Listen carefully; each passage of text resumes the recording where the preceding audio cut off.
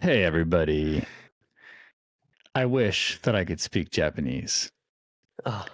but that Do it in is not Spanish. something that is unique to Japanese. I actually do have an interest in speaking any language just by virtue of it existing.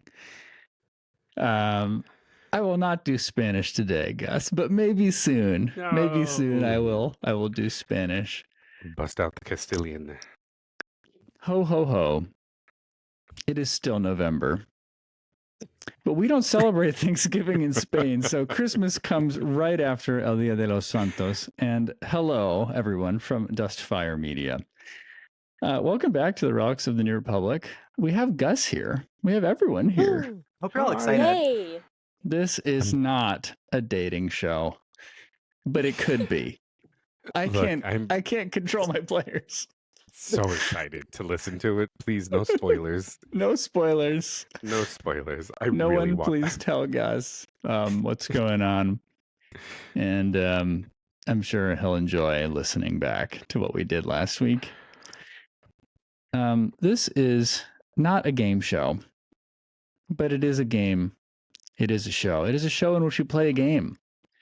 I'm Steve, your ridiculous but not meticulous GM. If I was meticulous, I would have gotten the rules right last session. Some of them will still not be right this week, but over time, I think some of them will be better, perhaps more right.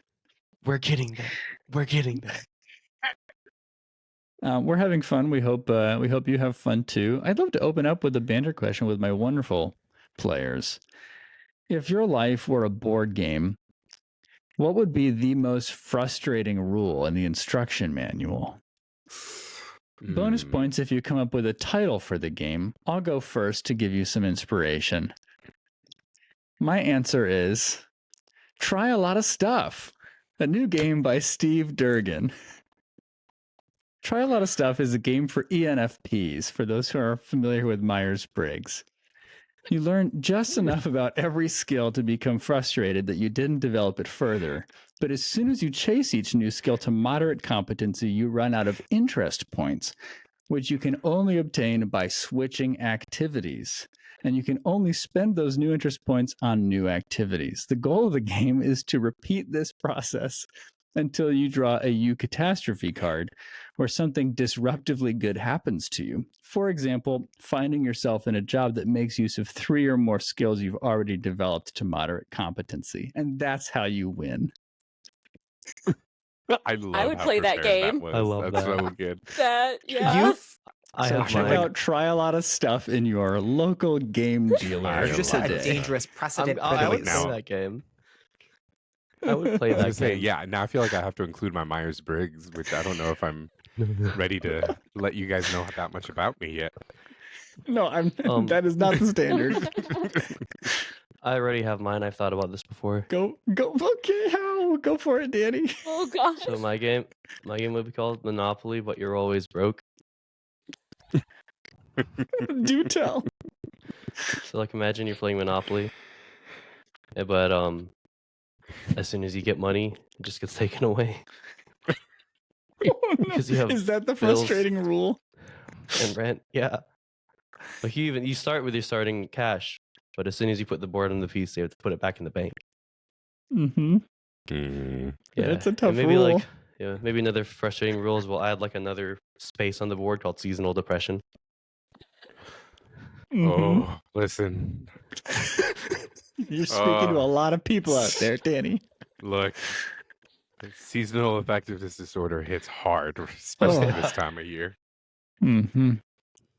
But yeah, it's basically just Monopoly, but you make no progress. It's just real life.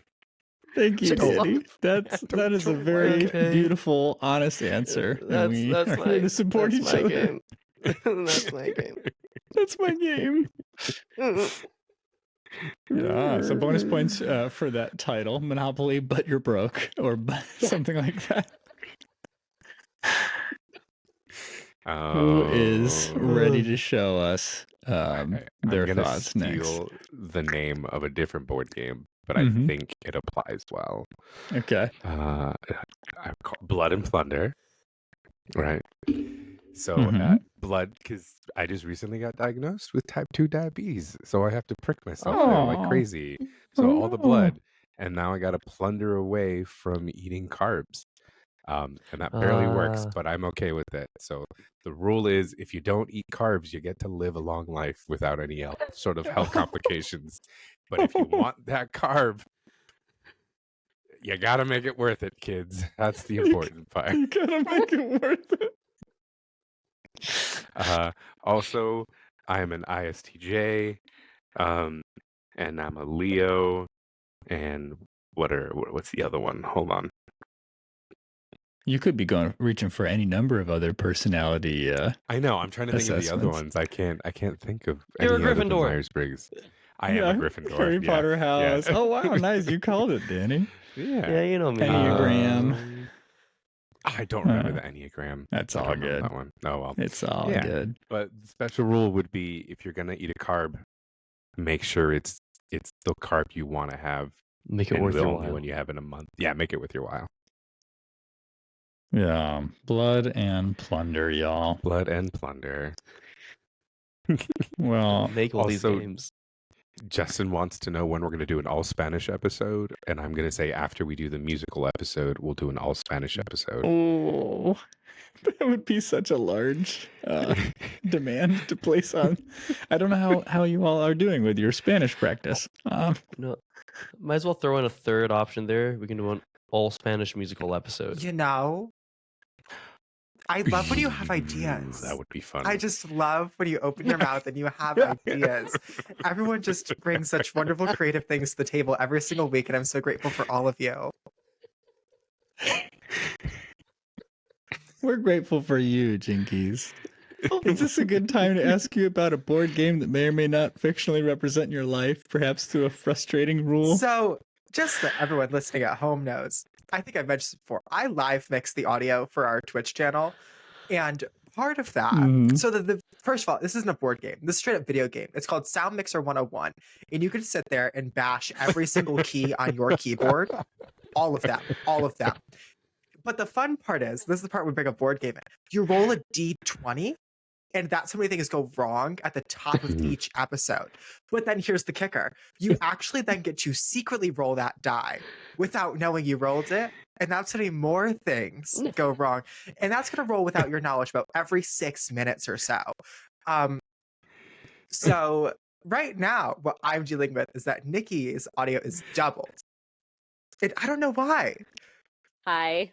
Audience at home, if you are hearing Nikki twice, you have to tell me now so that I can get past this stage in the board game and move on to the different section where I get to sit and actually play the game. That's I right. tried fixing it, so hopefully that helped a little. They're saying it's fine. Nikki, if you were hiding They said a it's Nikki fine. double, They said it's I'm fine. not religious, yeah, but just make sure you don't have a tonight clone or something. I might have faith. You might.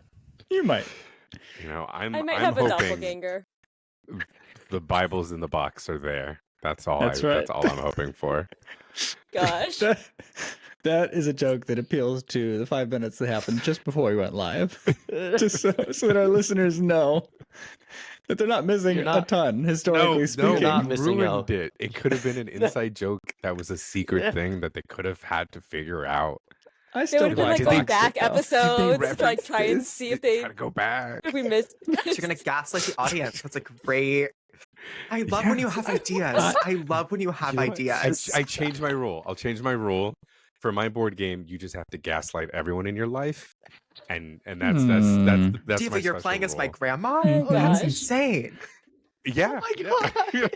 I just didn't realize that this prompt of all prompts would be the prompt in which we share the most, perhaps vulnerable of the things we've shared. It's great to get to know you all. Hey, we're Well, all Double nerds. Nikki, all the way across the sky. What would you suggest for your board game and your frustrating rule? Well, it would be called writer's block. And Oh no, Nikki. you have idea cards and you have plot hole cards, but you're drawing more plot hole cards than you are idea cards. And you have to somehow Oh, find no. idea cards to like block out the plot hole ones. Oh, no. Oh no. That is actually really good. Y'all are so creative. Could I recommend you just gaslight your readers into there's no plot hole? No, There's I no will plot not hole. accept Considered that. anytime a plot hole's Okay. pointed out, just tweeting a nonsensical explanation about it, like your characters just poop themselves, and that's just like Yeah. a fact. Have we really considered that? Or write a sequel whose entire purpose is to fix that plot hole. Yeah. That's the sequel to the Or a board game prequel, Writer's rather. Block. I like it. Writer's Block 2. The retconning. Yeah. The red That's con. right. That's right. Making it all work. In post. Justin Yeah. says, go for the lost explanation. It's magic. When in doubt, it's magic. I Well, thank you all for those plot hole. very illuminating answers. I'm sure we'd all love to play those board games. I'm playing mine right Oh, now. yeah. Well, I also realized before we jump into our show that we do have some good big news.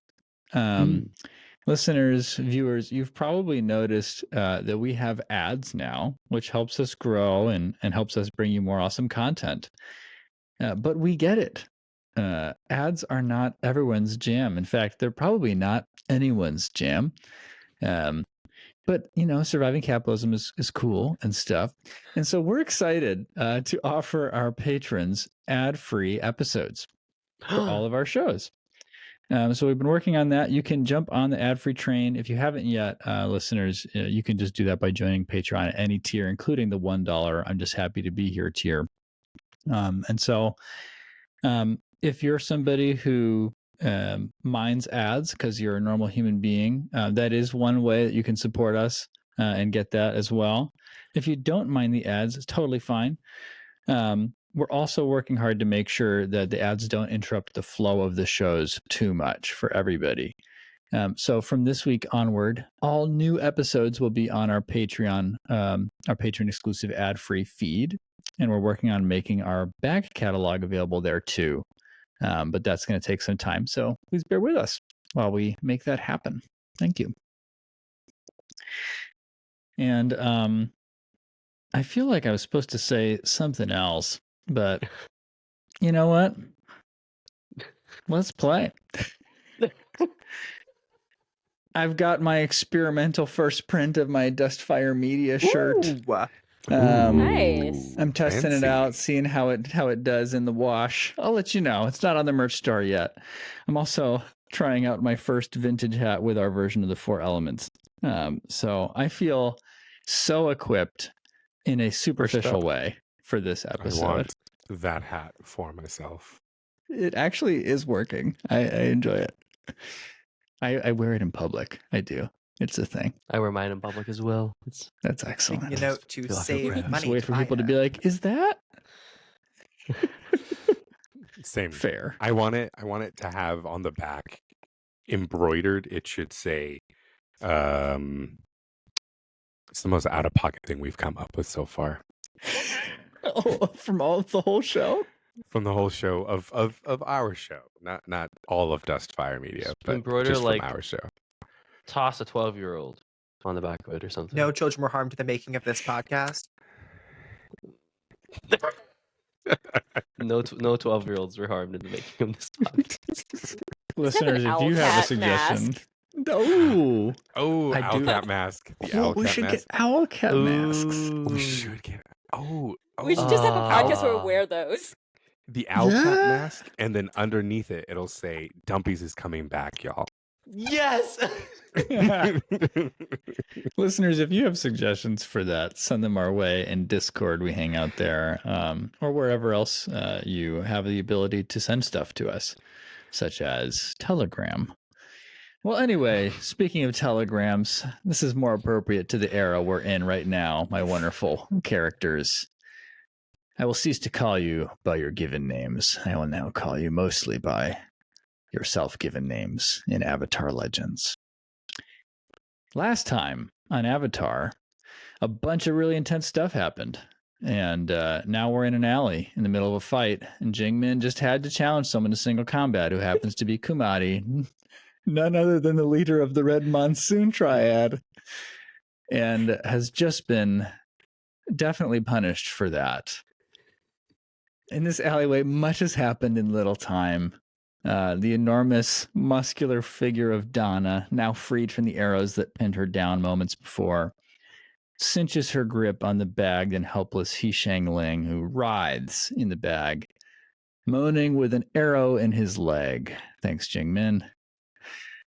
Donna poises to run away, trying once again to obey Kumadi's order and head toward the light at the far end of this alley in Red Row.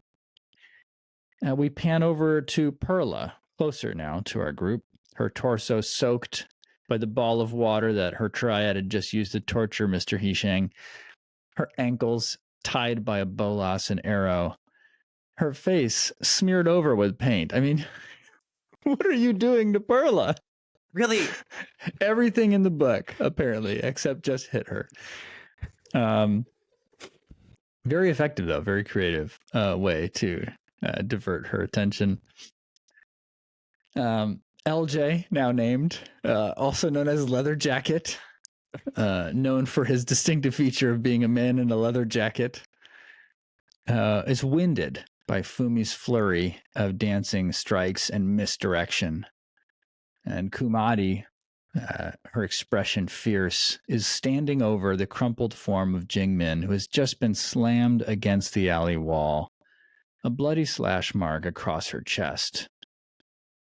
And the camera pans over to Fumi, who was next up in our sequence.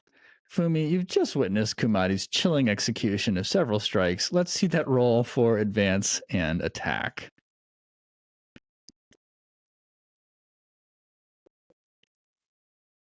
Oh, gosh.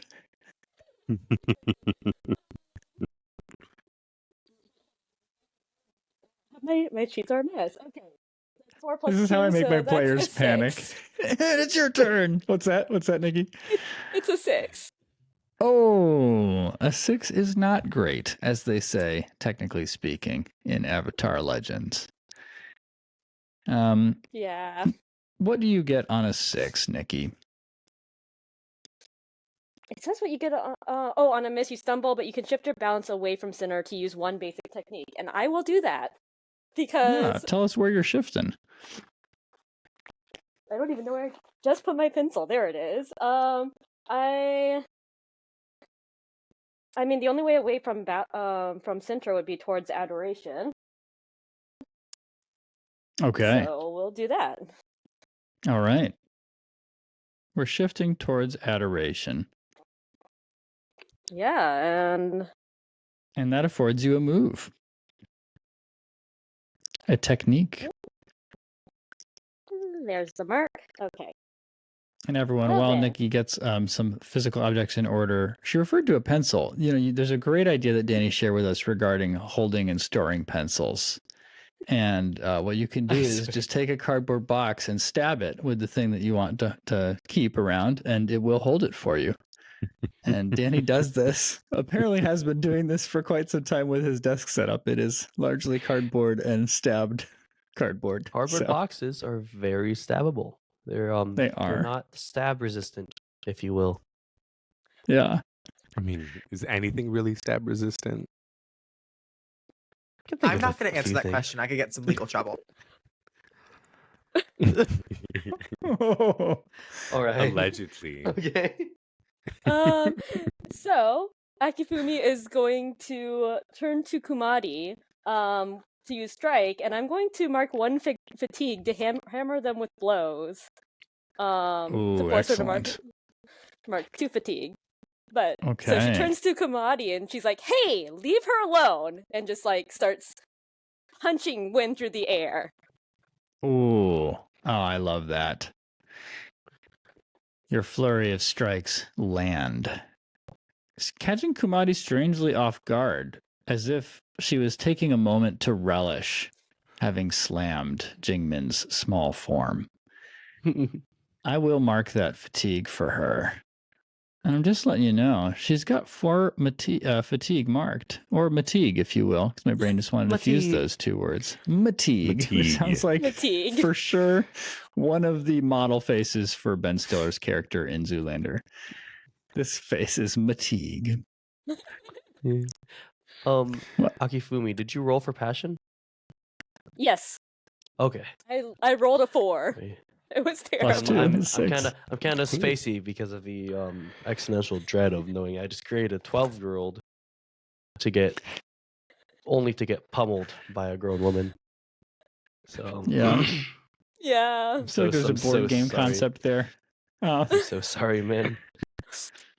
Well, Fumi, your strikes have stunning impact. Let's go to Lynn, who's next in the sequence. And Lynn, I owe you an extra attack this time.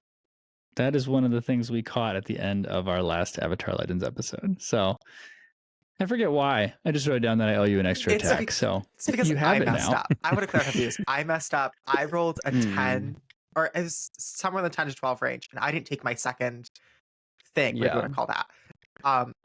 So Steve and I talked about it, and I'm going to take an extra one this time. How do you want to do that? Do you want me to still roll, and if I roll a hit, I do 2? Okay. Yeah, exactly. So, yep. If it's a hit, you've got 2. If it's a miss, you've got 1. So that's going to be a 12. So do I get 3? Oh! I was not going to give you 3. Oh! I'm now existentially like Well, so torn here's the thing. between my desire Can to I negotiate with you here?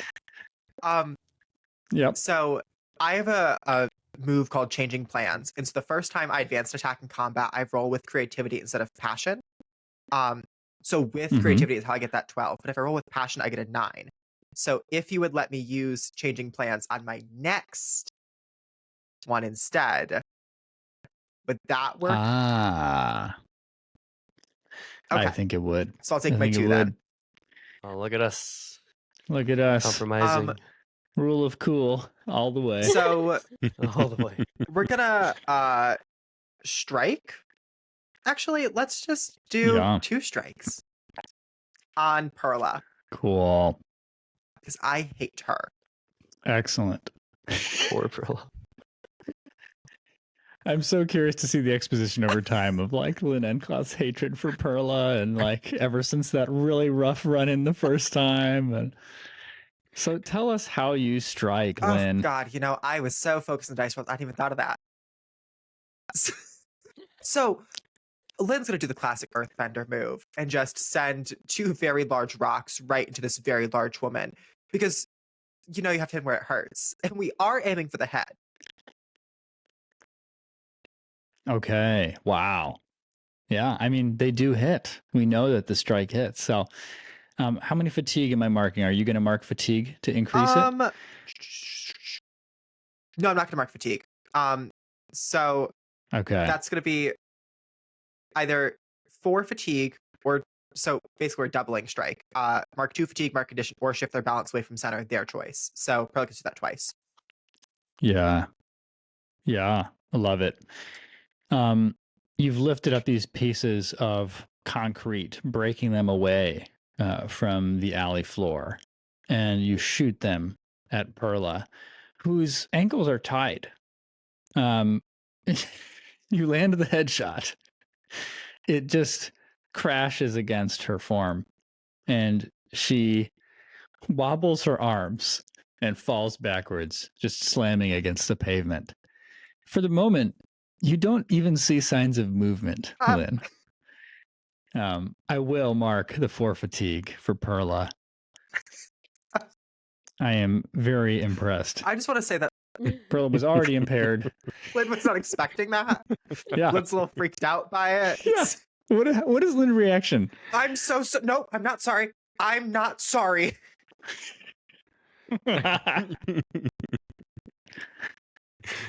The things we say in combat. Well done. Amuk, it is your turn. Show us your roll. And by the way, you are prepared, in case you had forgotten, since it's been 2 weeks. It has. I was about to ask if you could paint me a word picture of the scene, because it has been 2 weeks. Yeah, I mean, for what it's worth, you are pretty much in the middle of the action.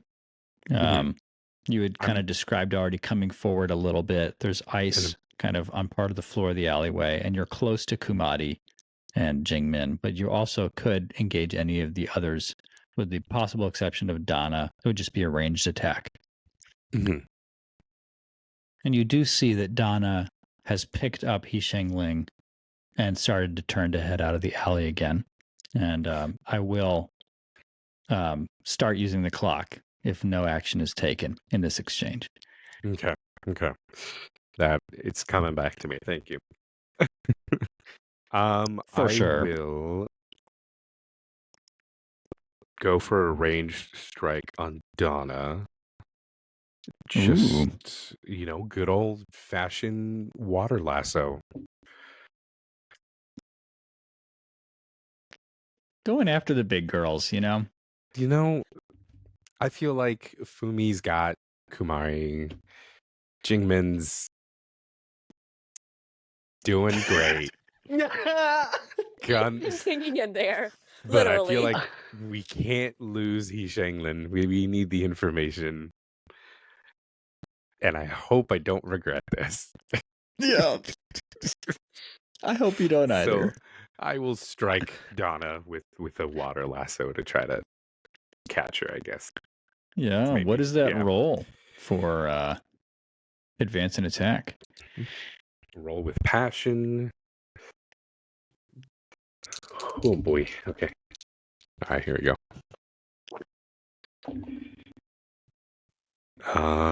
With the +2, +1, that's a 9. Okay. Nice. Well, for advance and attack, you get a choice. What is your move? What is your technique? Do you think this is a strike, a pressure, a smash, or something else that you have on your sheet?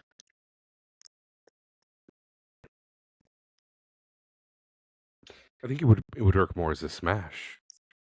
Because it's like water lasso. I, like mimed it as our listeners are going to be able to hear it later. So I'll go with a smash. And I'll take the fatigue. So what, just to clarify, what are you trying to, is the thing you're trying to quote unquote destabilize in the environment? Is that a person? Yeah, it would be Donna that I'm trying to destabilize with a smash. I guess Donna counts as a something. So I'll allow it, and we'll see if Justin, chews me up later. So, and so I don't know if we've done much smashing mechanically. So you mark a fatigue. Yeah. You're destabilizing Donna, and you could possibly inflict a fictionally appropriate status, or you could overcome one yourself if you had a negative status to deal with. Mm-hmm. Describe the lasso for us. What happens? It's just a good old tube of water that I'm kind of like throws out there in hopes of trying to catch Donna, maybe around the ankles, to do a good old fashioned steer pull, if you will.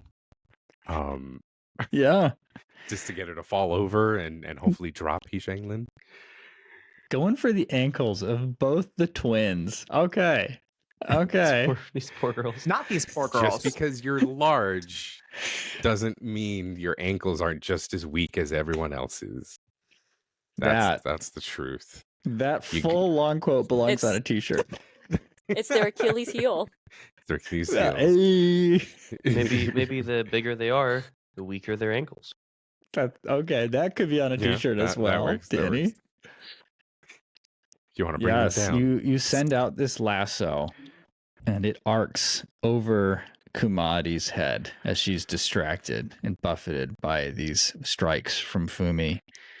And it goes past LJ and Perla's now toppled form and right to Donna at the far end of the alley as she's turned to carry He Shengling, wraps around her ankles, and causes her to stumble and just crash down on one knee and nearly drop the bag. You have destabilized her.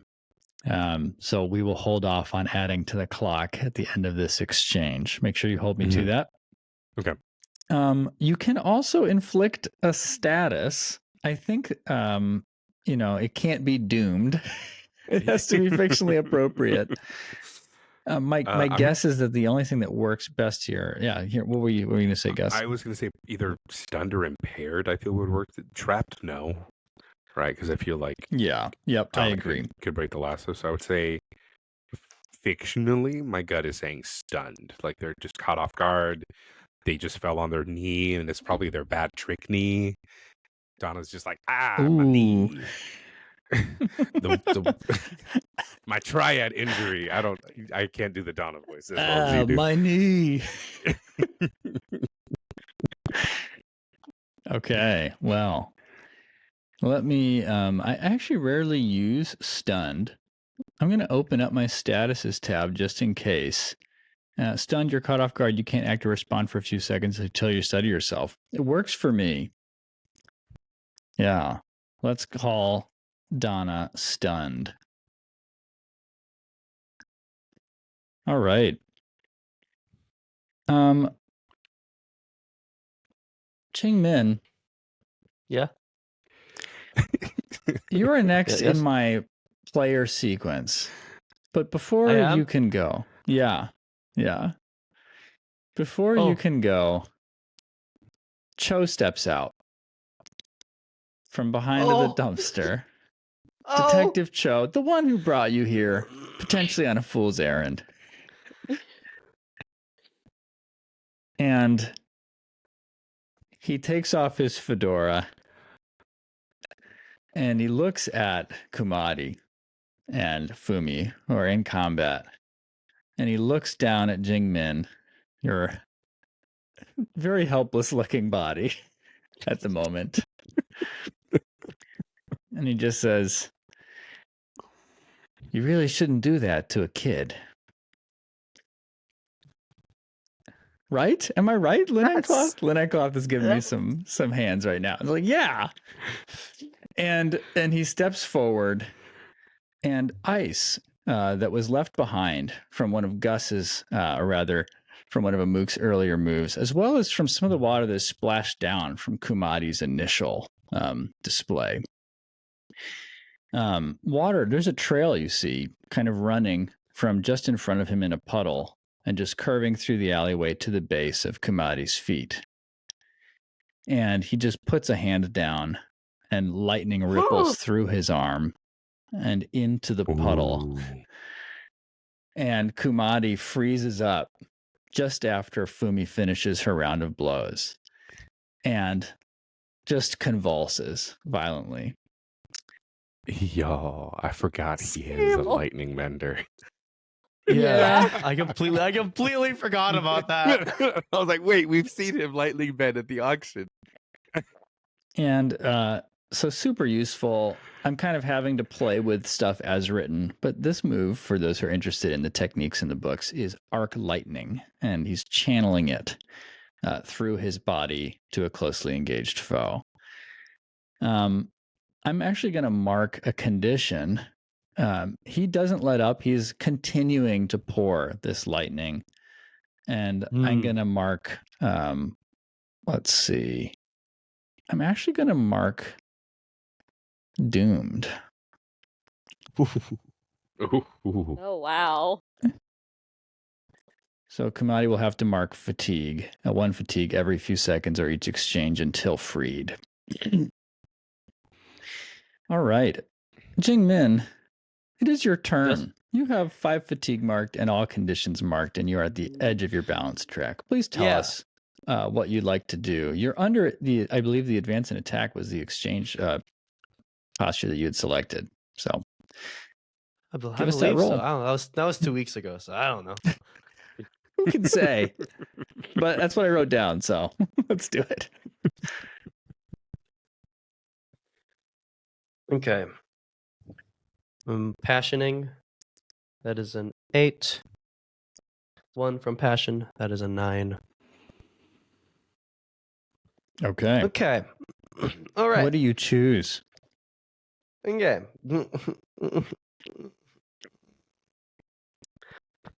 So, Jing Min.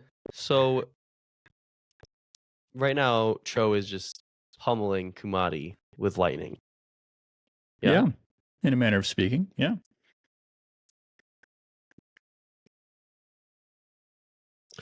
But you said Kumari was like in ice? So she's just standing in a puddle of water that connects to where Cho is standing. Okay, I see. So that's where the lightning is being channeled through. Jing Min will knock one of her bolas arrows. So she gets up first of all, off the ground. I mean, she could still shoot while laying down. Okay. Oh yeah, let's say that Jing Min rolls over onto her back and looks up at Kumari and knocks one of her bolas arrows and shoots it at Kumari's wrists, temporarily hindering her. I would like to pressure and say she cannot choose to advance and attack next exchange. Okay. I will mark that she cannot do that. That's what I do. Wow. Still firing shots when you got none left in you. Nothing. Got nothing. The bolas lands and connects and wraps around Kumari's wrists. Are things shifting? Let's see. It's time for evade and observe, which we have. I don't think we have anybody but LJ in that slot. All y'all were hitting people. We indeed chose violence. Yes.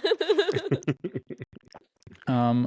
But last I checked with LJ, because of your strikes on the last exchange, Fumi, he is impaired and has to take one less technique per exchange.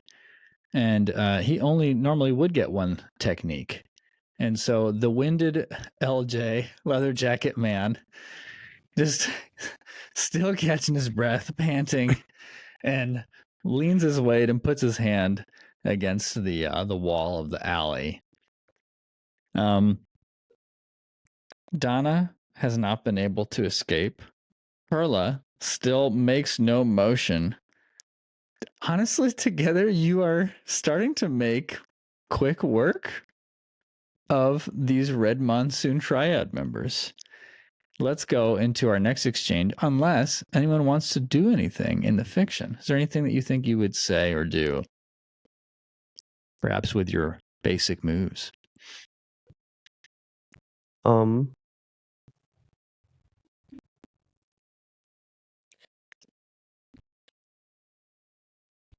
I think I want to try to do something. How did I know? Oh, How did I gosh. know you were going to Famous pull last that out of your words. butt and be like, "Yep, this is my time." This is it.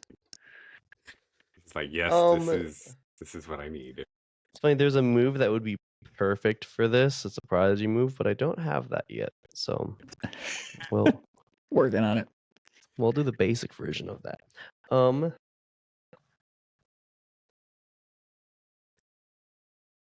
So, kind of like right next to Kumari, there are bags of rice flour sort of piled up. Yeah? Yeah.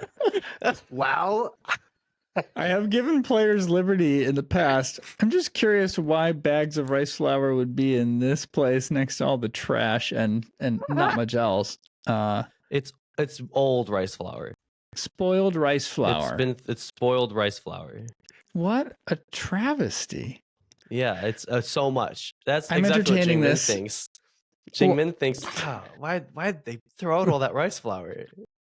It could still have use.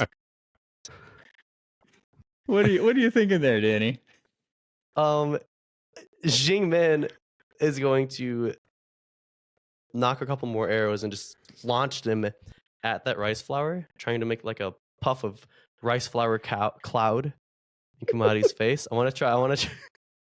Yeah. I'm trying to trick here. This is your attempt at a trick. Trick. Okay. Let's call this. Oh,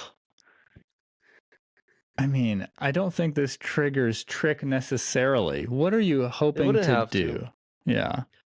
I want to.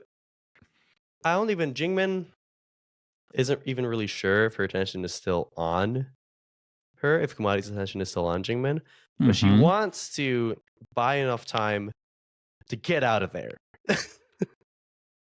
Not like fully out of the combat, but she wants to like buy enough time to sort of get a hold of herself so Yeah. she can then re-enter. And she Given knows your that if she current just state. stands here. Sorry, yeah. Mhm. Yeah, given your current state, I'd say this is a push your luck. And Alright. because the main intention is also to just kind of do something physically to change your environment and afford you an opportunity. So roll Okay. push your luck, my friend. Okay.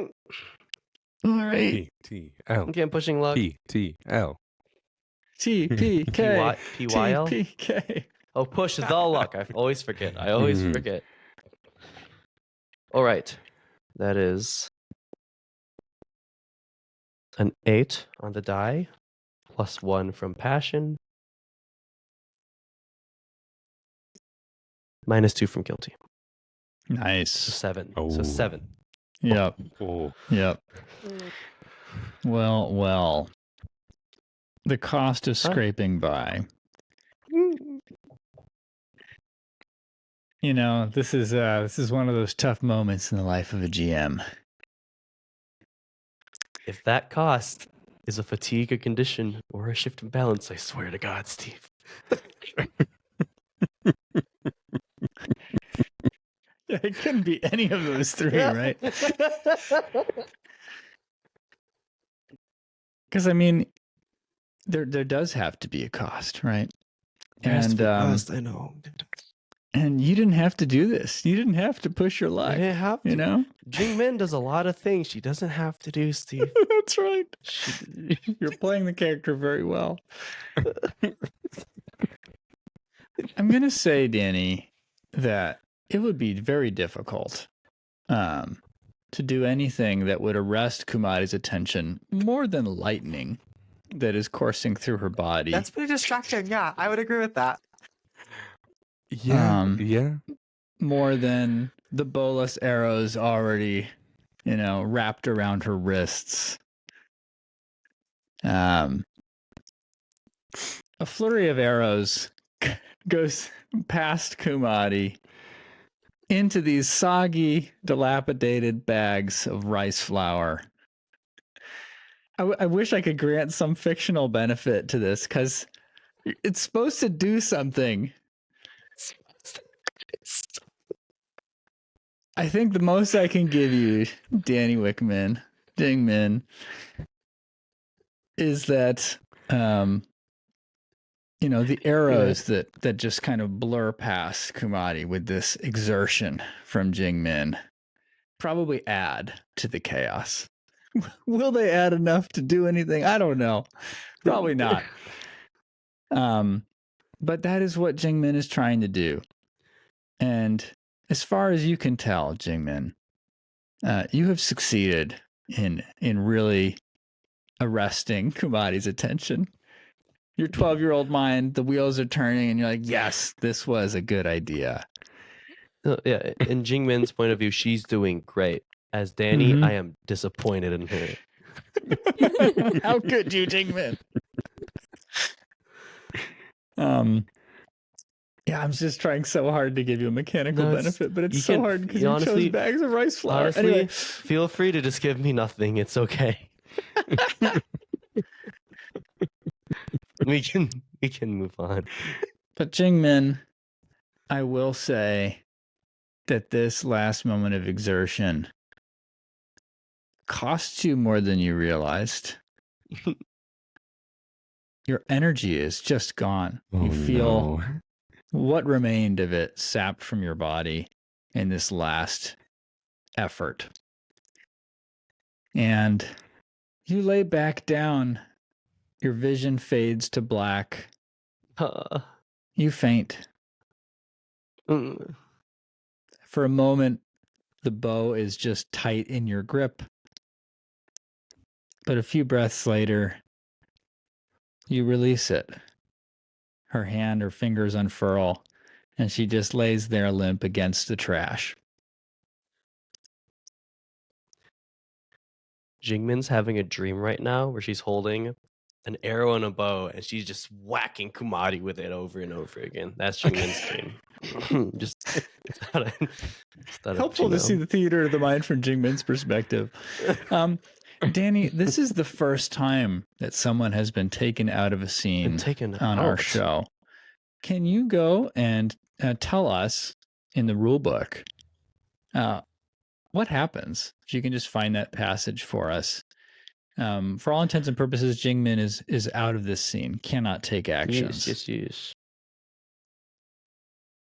And if you need a moment, we can go to someone else in the sequence. Yep. Anyone else before the next exchange? Anything you would like to do? Nope. No. Nope. You're all so good at this game. We're winning, right? That's how the game. We're winning. A Avatar TPK Legends. is the win condition, I do believe. More board game inspiration for those out there who make board games. Avatar Legends TPK. The game. Well, everything after when we fell through the bridge, all of this has been a dream. We didn't make it out of the bridge sequence that happened. This is just the movie Inception, and you're falling from the bridge the whole time, and we're a couple dreams deep right now. Everybody, tell me what your next stance is going to be in this exchange. Still gonna advance and attack. Advance and attack. Wow, they press forward. Choosing violence. Choose violence. We are a violent bunch. You know, you do what you have to do to survive this cold world. Amook is upset about Dumpy's being closed. He just wants that delicious, cheeseburger-esque dumpling again. Yeah. Now you just have a sense of what you're missing, right? Mm-hmm. And you need to bring it back. Bring it back. We got to put ground beef. We got to put cheese. We got to put grilled onions in a dumpling. That's the signature dumpling. I would try it. I would try anything you recommend, Gus. Yeah. Well, let's see. I can't mark advance and attack for Kumadi this round. You'll find out what she does because it's not defend and maneuver. We're going to start with our advance and attackers, leading with Fumi. Let's see that roll with passion, Fumi. Passion. So that would be an 8. Better this Nice. time. You get one technique. Yeah. I kind of want to do a smash to use that rice flour that Jing Min so nicely broke up. And Oh god. so Fumi is going to sees the puff of smoke, and she's going to airbend it all around the field to especially where each of their enemies are, to try and throw them off balance and make it so they can't see what's coming. Very cool. Okay. I love that it's kind of clouding everywhere as you rip it out and just kind of spread this. I'd love for you to pick one NPC that you would like to impose. Kumadi, then. Okay. Wow. Because she is upset. Yeah, I mean, that's a good place to put your remaining energy, right? So, let's see. I think the only status we would have left that's appropriate, because Kumadi is already doomed, as well as no, not stunned. Impaired. And I think as well. Yeah, I think I marked impaired. Trapped because of the boluses as well. I used impaired as a feature of the bolus. And doomed is already worse than trapped, even though it is functionally different. I don't know if this traps her. Double impaired. Double impaired. If only that were a more mechanically significant option. They do not stack. I'm so glad that Fumi was able to make use out of Jing Min's. As soon as you said something Final about that, I was move. like, "Oh, I've got this." It's like I'm using that flour. Here we go. Yep. It's just when you said rice flour, my brain immediately went to, wait, if I waterbend water onto the rice flour, I can make it mochi, and that means it's just sticky. We'll have a Instant sticky mochi? floor. Instant mochi. Instant mochi. I mean, yeah, you could add that to it, Rice- and we'll have her yeah. trapped. I mean, there's Rice definitely flour like is super glutinous, the so visual, it'll like, yeah, there's definitely some soggy clumps floating around, and it's pretty gross. So, under other circumstances, had this been the main thing, you might have, really affected somebody by grossing them out. just think of it. It's probably moldy. We're probably gonna, Yeah. catch a lung disease from It's- the mold in the It's air. just overtaken by ants. Just ants everywhere in Yeah. it. Under the current circumstances, I'm going to say, because it says possibly inflict for Smash, I'm going to say that we don't add a status that would be relevant to this at the moment. But I do think that that doesn't mean it has no mechanical effect that could possibly play out later. Make sure you've marked that one fatigue. I did. And we can assume that Kumadi, it just has even more to deal with. Next in the sequence, let's go to linen cloth. Okay. Let's see what this roll is before I say anything. Oh, Divas, it's a 12 because I'm rolling with creativity. 12, double 12. So double we're gonna 12. strike. Double. And Lynn is going to basically take a chunk out of the building next to us and just the rice flour bags, one at Donna and one at Perla. Oh. I'm sorry, you're bending the building or the bags? Or both? The building. Well, so like we're bending the building to launch at the two of them. Ah. So we're picturing like rubble and stone breaking off of the building and launching that, Yeah, kind of correct? like a stone pillar coming out of the building sideways into. Yeah, totally. Like a piston just pushing the flour out. Love that. I just heard you say there's something about the bags of flour. And I was like, how are they being incorporated? Are they not? No, Are they are. Okay. How? Aren't you so We're gonna glad launch them I put at these in the scene? Donna and Perla, one each. Oh, I see. I Gonna, see. Okay. So we have a catapult mechanism from Yeah, stone. yeah, like we're just pushing them really aggressively. Yeah. Okay. Cool. So, what was left after Fumi pulled a bunch of this stuff and shredded it and brought it into the air? You launch using some stonapult, as I am now coining the term. What was let's see, you had a 12. This is strike. Is that what you said? This is a creative strike. Okay. I like it. Do you mark a fatigue or do you let me choose? I am going to mark a fatigue to have Perla take 2 fatigue. Okay. Oh, this is fun, y'all. Then the second thing we're going to do is we're going to pressure Donna, I guess, because there's only one rice flour bag, right? I imagined a stack, and so Fumi has ripped open some stuff and put that into the air, and then you launched what was left. Yeah. So we're gonna pressure Donna with a similar launch so that she cannot evade and observe next round. Okay, cool. So let's say there were 2 bags left, one for each of the twins. You're really hammering on these twins. Well, maybe they shouldn't tie me up in a back now- room next time. Have they considered being kinder to their fellow woman? If we have the liberty, we will explore the inner world of Donna and Perla and see what the answer to that question is later in this season. And so it works. Perla is now just covered by a heavy bag of soggy rice flour. Donna gets hit by one while she was already kneeling, and staggering to try to stabilize yourself and carry He Shang Ling out of there. You have correctly blocked, or successfully blocked rather, this option for the next exchange. Now that won't apply to this exchange, just so you know. I've already made my choices on what folks are doing.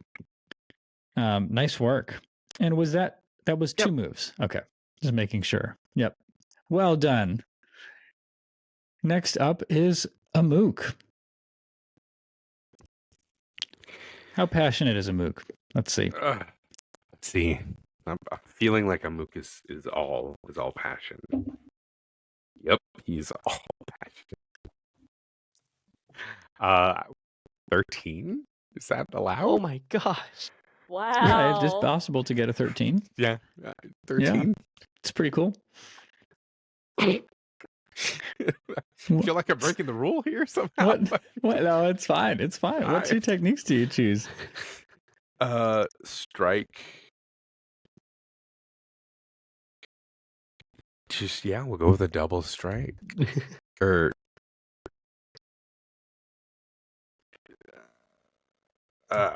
yeah. I'm sticking with double strike. Okay. Who are you striking? Amuk, I think is for gonna. the sake of the fiction, we strike. can have the channeled lightning stop. We can have Cho let up at this point if you want to advance on Kumadi, but you also have LJ, who is just winded, leaning against a wall, and then you've got Donna, who is not stabilized yet, but not incapacitated. Whereas Perla, you surmise in this moment, is probably not getting up. Snaps for that. I'm putting snaps in the snap cup. Lynn is The final blow, rice flour. Rice.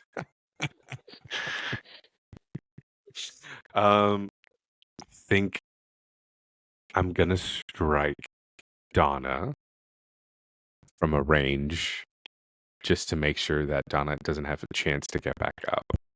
Yeah. Following up on that water lasso. Yeah. So just a good old ice ball. Yeah.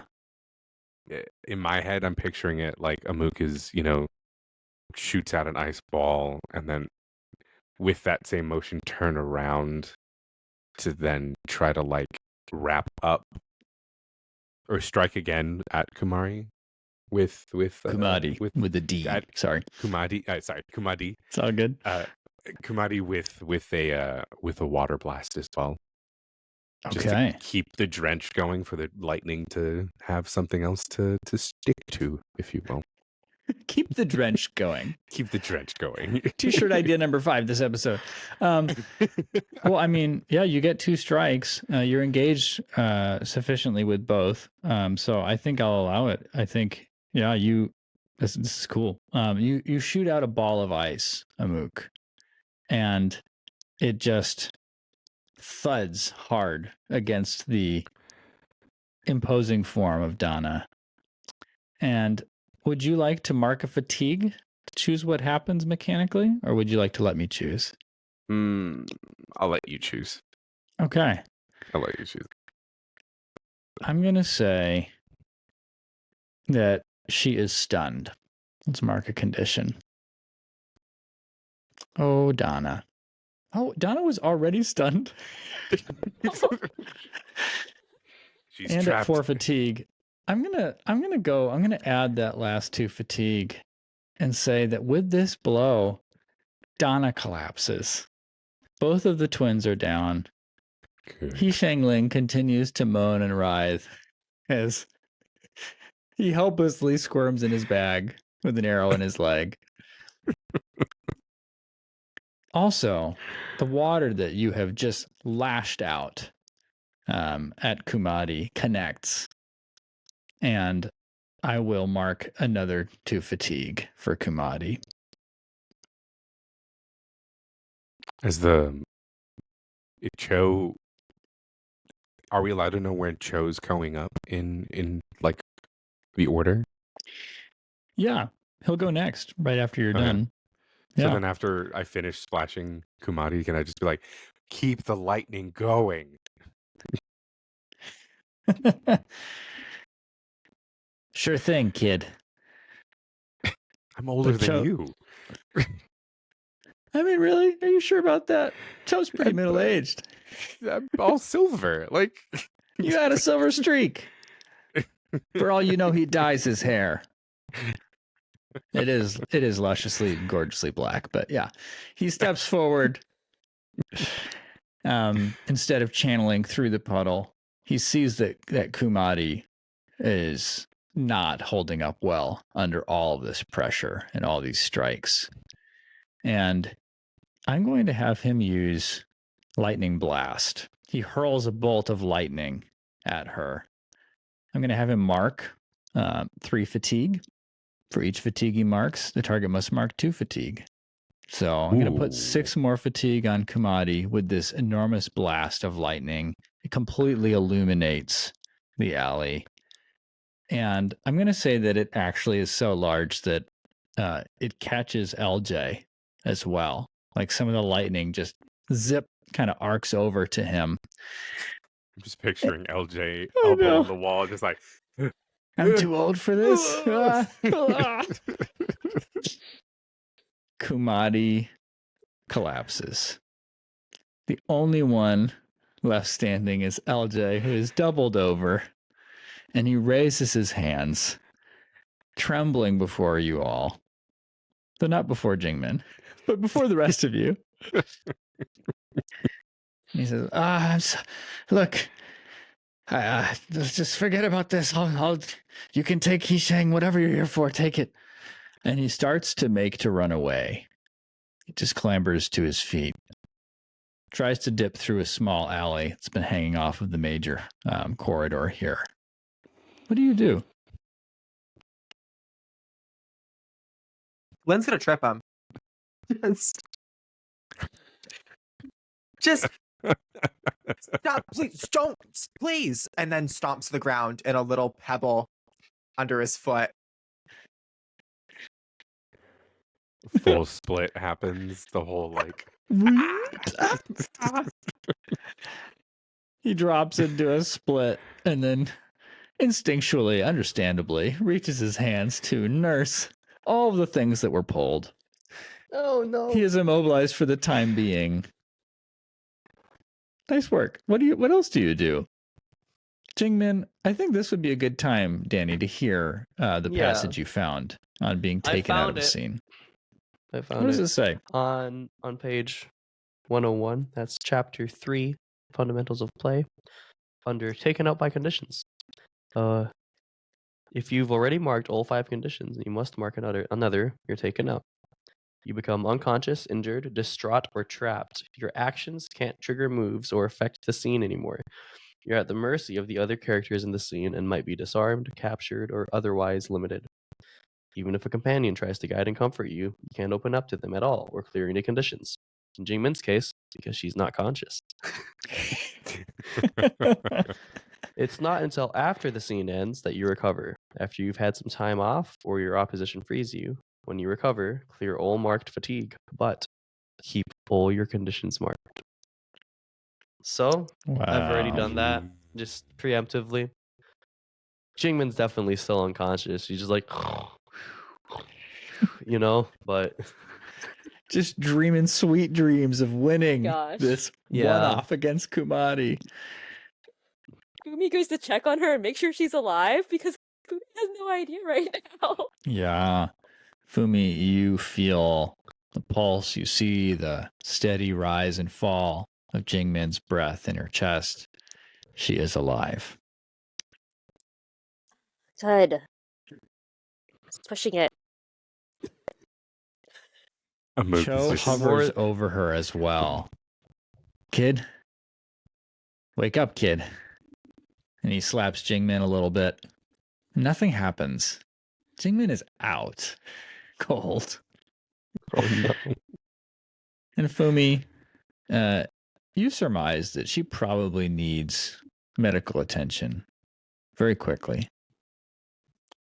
Yeah, we should take her somewhere to get healed. What are you guys looking at? Oh, Take my car. Oh. Yeah, it's bad. Thank you. Thank Whoever you. wants to carry her, you do that. I've got to go after He Shangling. Not that it'll be hard at this point. Quit whining.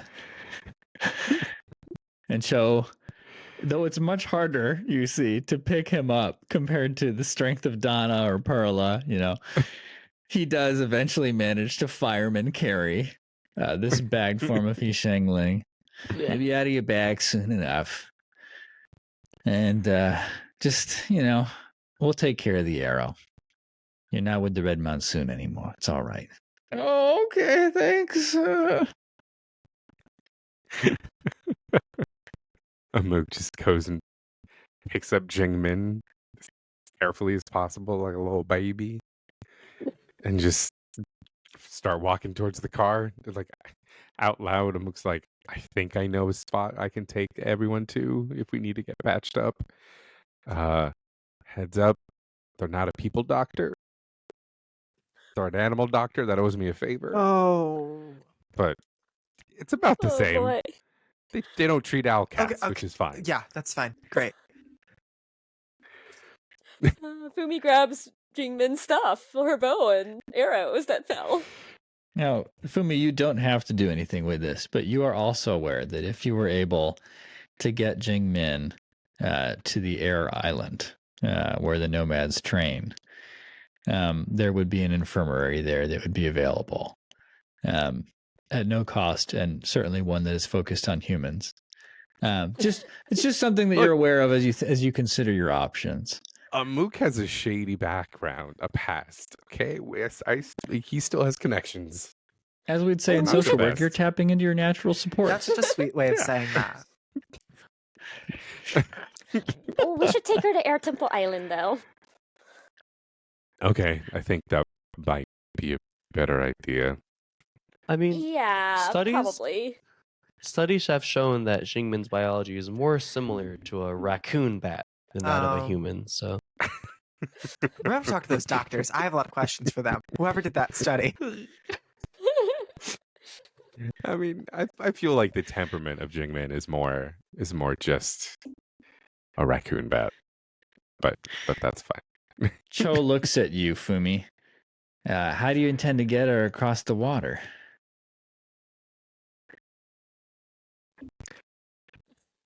Is there like a ferry? How do you get there? Fumi, how do you get there? There is a ferry, but obviously a ferry would be a little slow. So you look at Cho's perplexed expression. We can Cho, maybe Amook can speed it up some. I apologize for what I'm about to do to your car. Not again. Not No. again. It's the only way.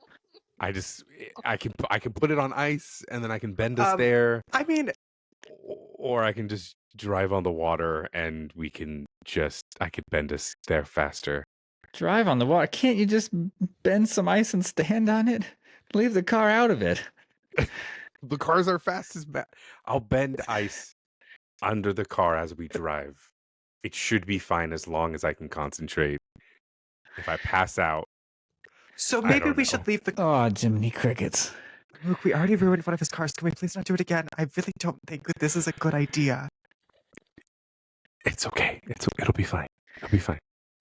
You can bend some earth under us in case I pass out, right? Like,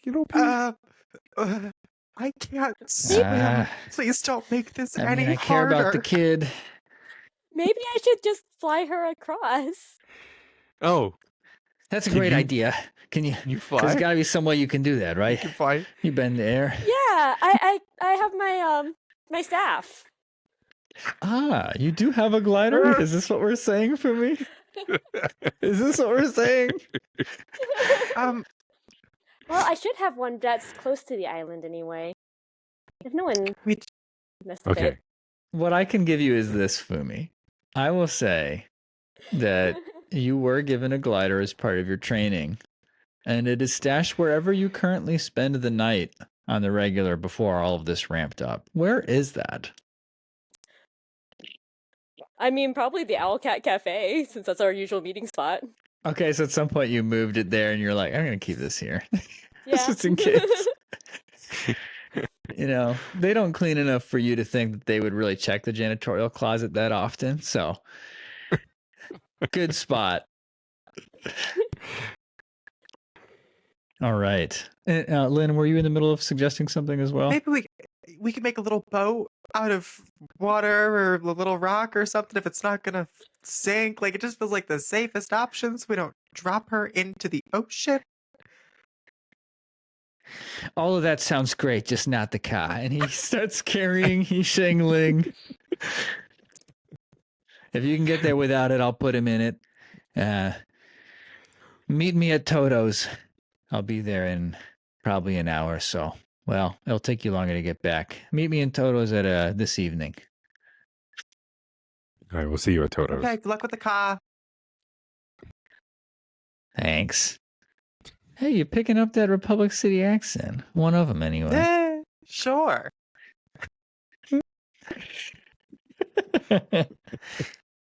He just heaves Shengling into the back seat of his hot rod and drives away.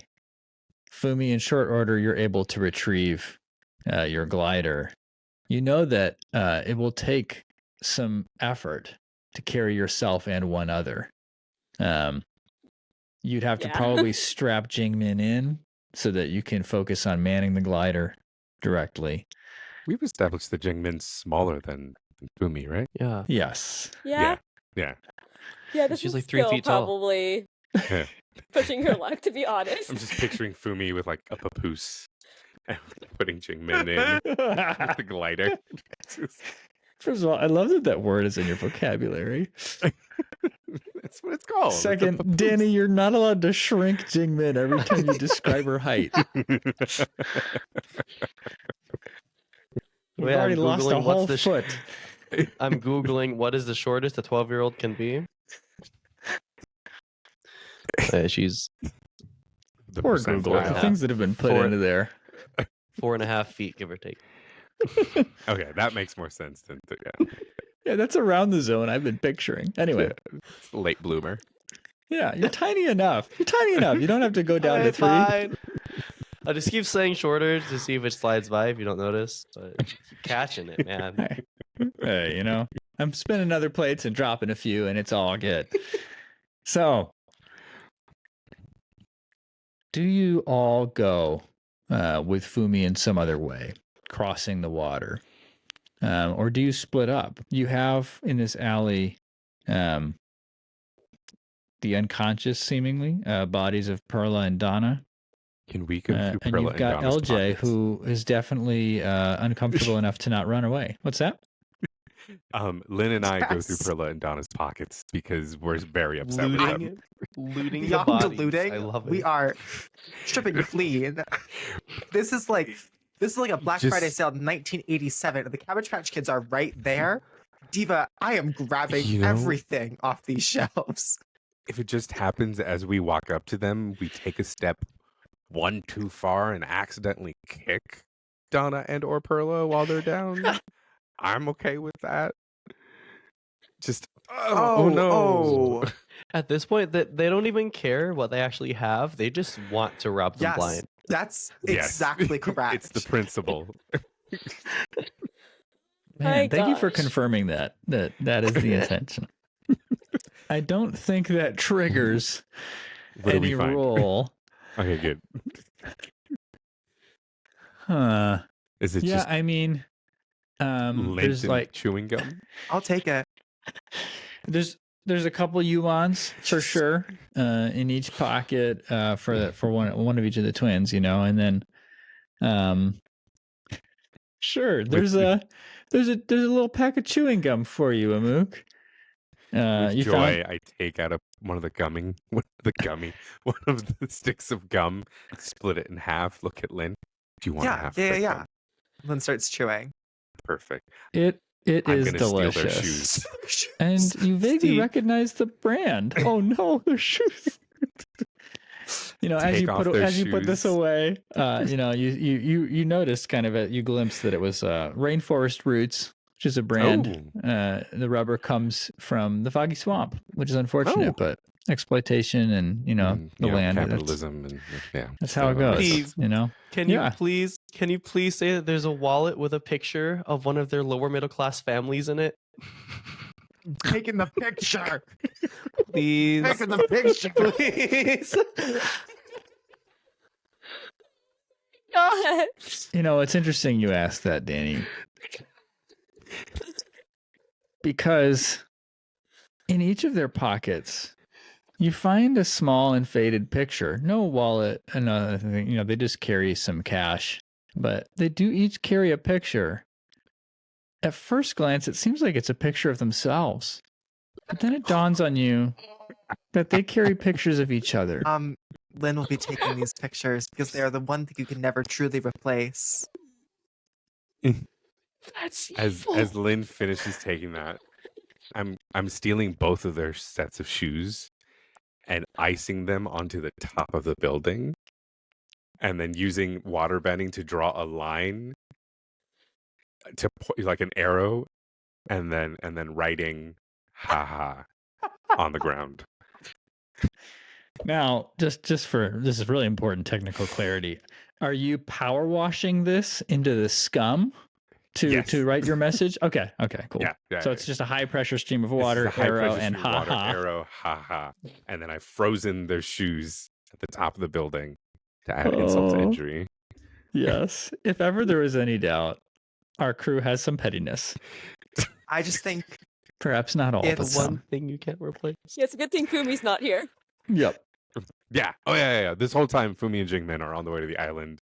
Lin and Amuk did this in like silent acknowledgement of we Yep. hate these twins. it's just messed up. You would tie someone up in the back room and not ask permission first.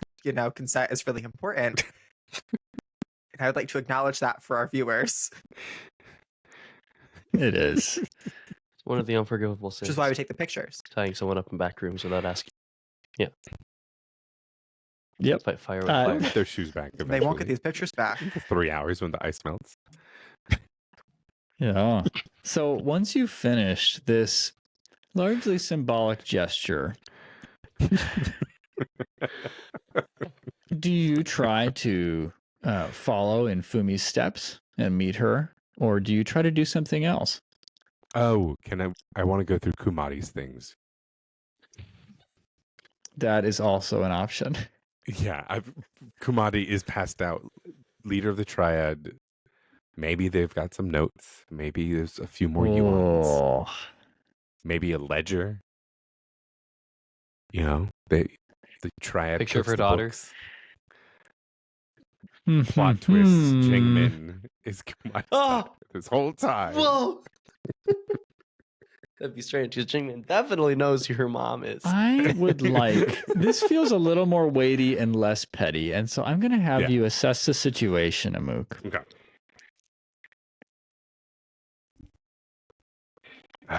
What is the role for assess the situation? I will have Creativity.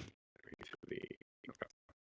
A good old 0 for me. So straight natural roll. It will be 9. Okay. Well.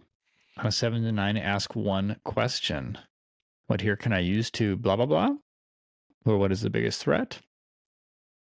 What should I be on the lookout for? Best way in, out, or through? Who or what is in the greatest danger? What here can I use to better understand how the Red Monsoon is attached to all of the things we're dealing with? Mm-hmm. Good one. So you pat down Kumadi's form, and there's not a ton of stuff of significance on the first pass.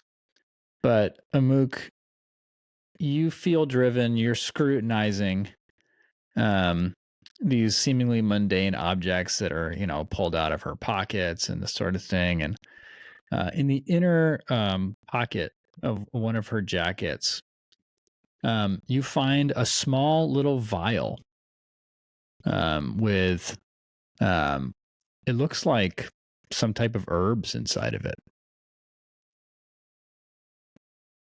Mm-hmm. I And, carefully open it and give it a whiff. Okay. Let's see. What does it smell like? I think this will be fun. Give me a moment while Jing Min tells us what she's dreaming about. So now, Jingmin's having a dream where she is sitting in a mansion. And over the front door of the mansion, it says RM for Red Monsoon. She just imagines that, the Red Monsoon stays in the mansion. And she's sitting on a throne in the mansion using Kumari as a footstool. And there are fish people, red fish people, who are walking around serving her ice cream and red bean buns. Ooh, the red bean bun sounds so good right now. Mm-hmm. So that's where her dream's at right now. I love it. Thank you for that delightful diversion and insight into Jingmin's mind. So Gus, these herbs have like, as you sort of rotate it, this little vial, you see like a strange, like fuchsia, like sheen, like it catches the light in a really interesting way. Like the herbs themselves are greenish brown, like you'd expect many herbs to be, but like this is not irregular item. Mm-hmm. And as you smell it, it is unlike anything you've smelled before. It is extremely intoxicatingly pleasant.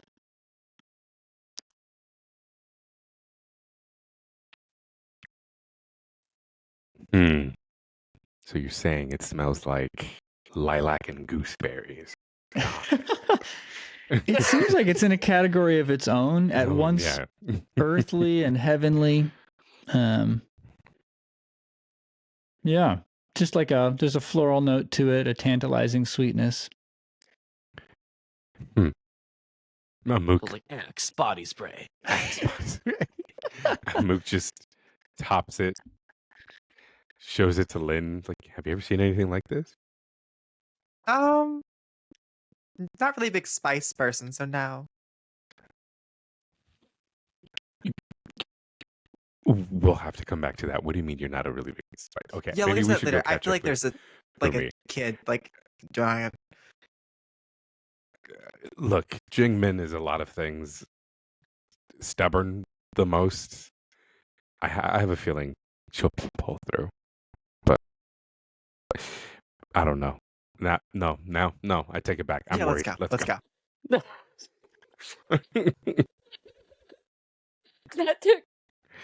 was a journey.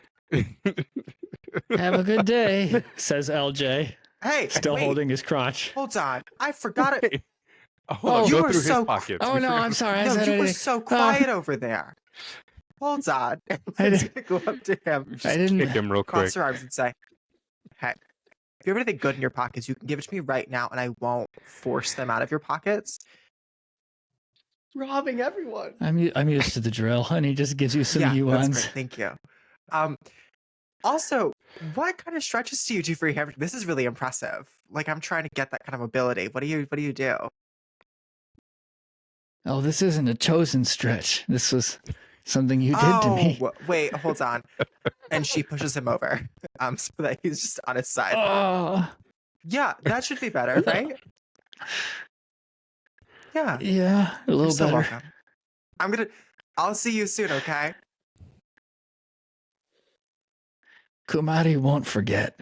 Neither will I. It's gonna be fine.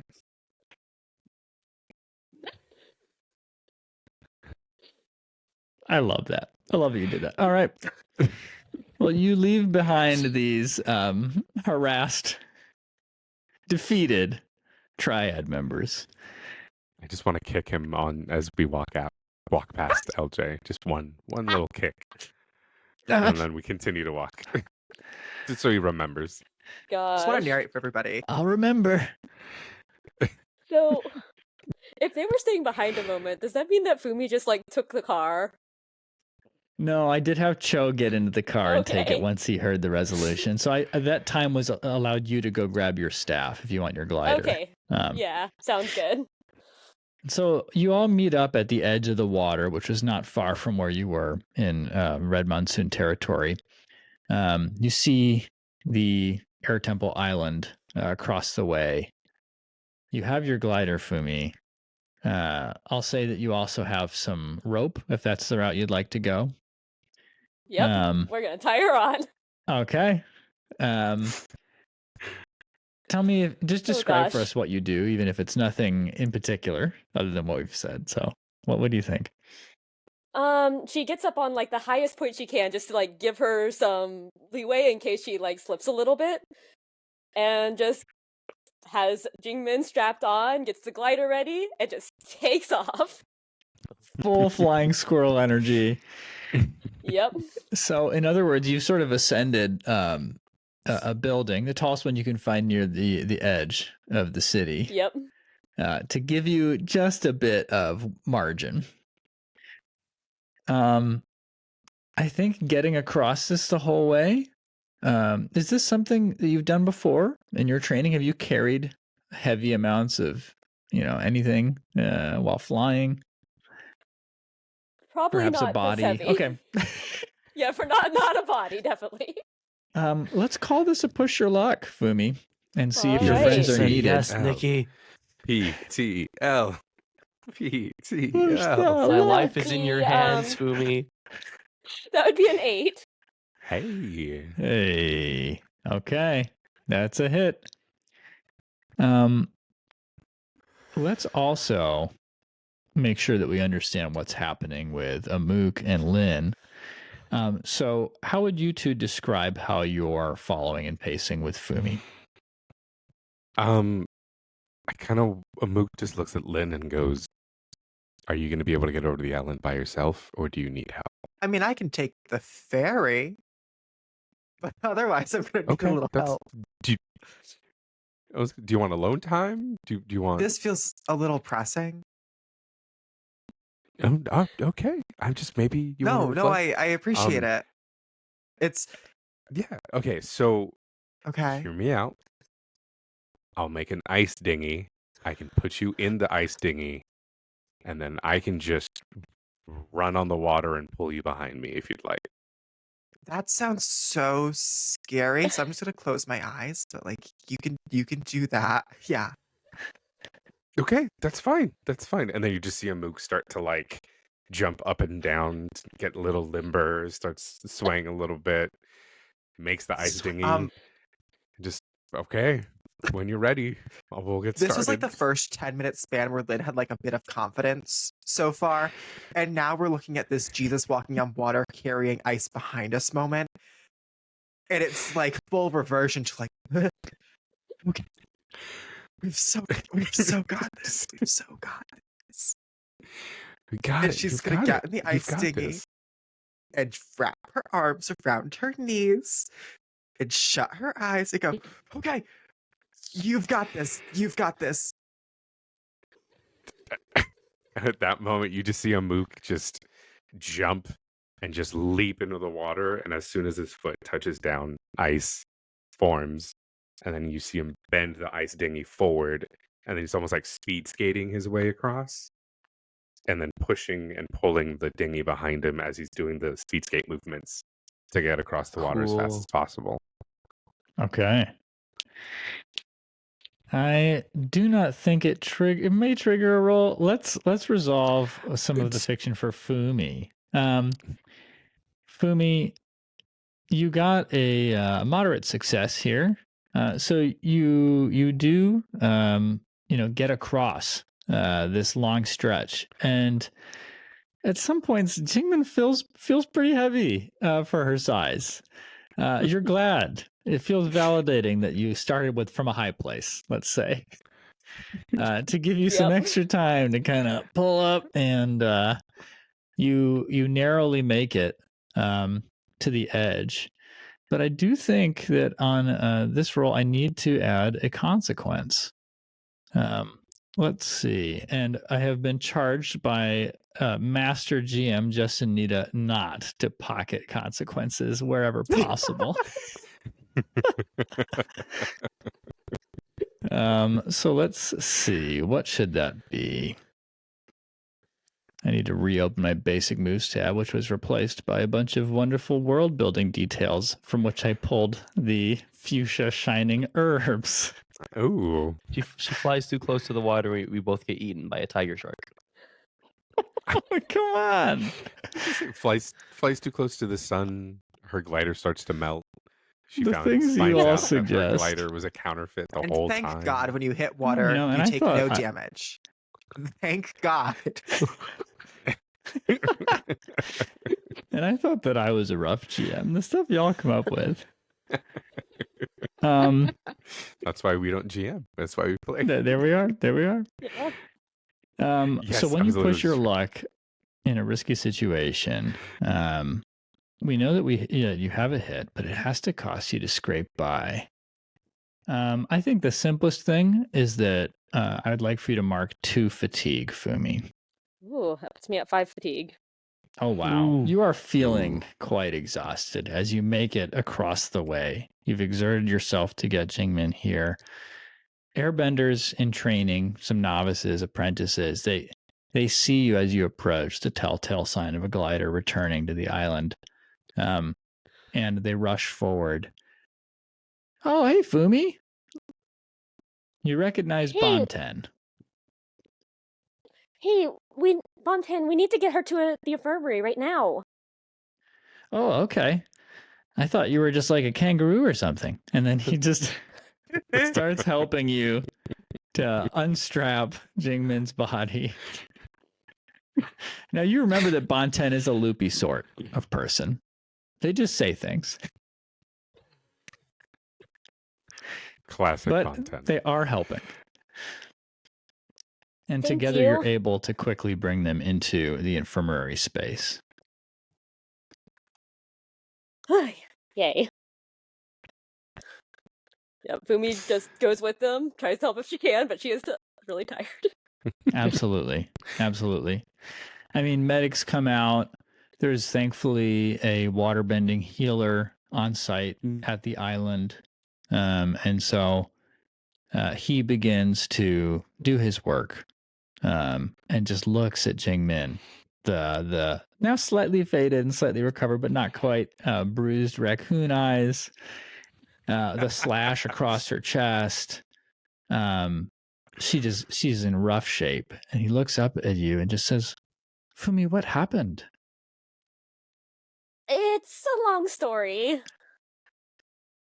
Well, Tenzin's going to be right upset about this.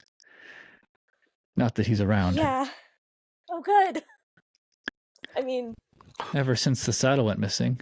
Good. Well, that's a strange thing to say. no, that was my bad.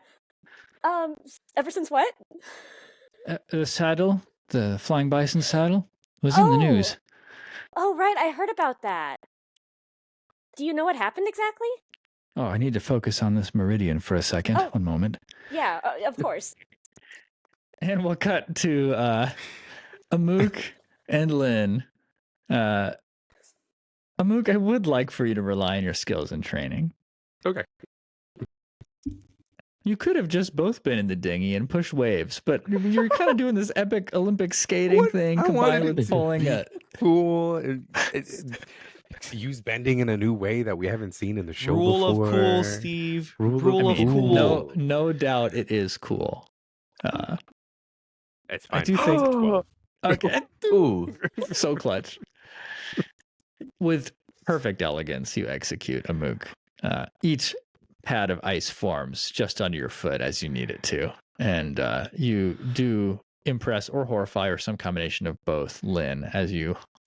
I imagine just pure horror. There's no enjoyment. Listen, the favorite. I don't want to speak for Lynn, but Our I'm favorite sure. part of the journey is when we hit the land. Truly, if you just watch Lynn like sink into the earth a little bit, like, oh thank God. Yeah, you do Just like land. dirt. Yeah, scrapes Beautiful dirt. ashore, and another airbender or two greet you there. And after having helped Fumi into the infirmary, Bonten appears before you. You haven't seen this person before, and they just kind of look at you both and go, "More visitors." Well, I guess Fumi's not a visitor. Anyway, nice Where's ice Fumi? dinghy. Oh, this way. And Bunsen leads you. I'm an airbender. That's nice. We can talk about that in Yeah. a little bit. I want to hear Yeah. more about that. I really Just- like my new Yeah, robes. they're really nice. Don't worry, we're heading over there. We can talk while we go, and we'll cut back to Fumi. Once the healer has addressed what they can with this meridian, they turn to you, Fumi, and they say, what was your question? Something about what happened with the saddle. Yeah. Were you here that day? Oh, yes. I'm afraid that, like most folks, I didn't really see anything of note. Came along and saw the telltale shadow paw painting mark. All the usual things that happen when that thief strikes, apparently. Did anyone see anything? As a matter of fact, I think Bonten did. He does have a strange habit of wandering about at night. We try to get him to sleep, but he doesn't keep regular schedules. That frustrating child. Okay, I'll ask him. The reporters already spoke to him. I don't suspect they extracted much, but he was excited about whatever it was he saw. Anyway, I'll keep tending to your friend. You look tired. Perhaps you should rest in a bed too? No, I need to wait for my other friends to get here. Very well. Take care of yourself, Fumi. Thank you.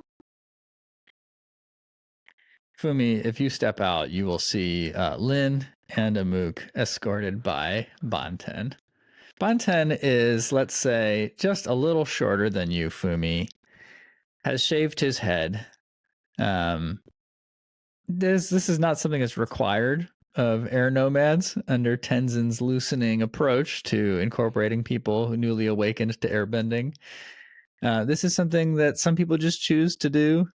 And you know that Bonten is an Aang enthusiast. And so he has shaved his head, has not earned his tattoos yet. He's probably about 14 years of age. Fontin, hey, I heard that you were that you saw what happened to the saddle. She totally just doesn't really look at Lynn in the book.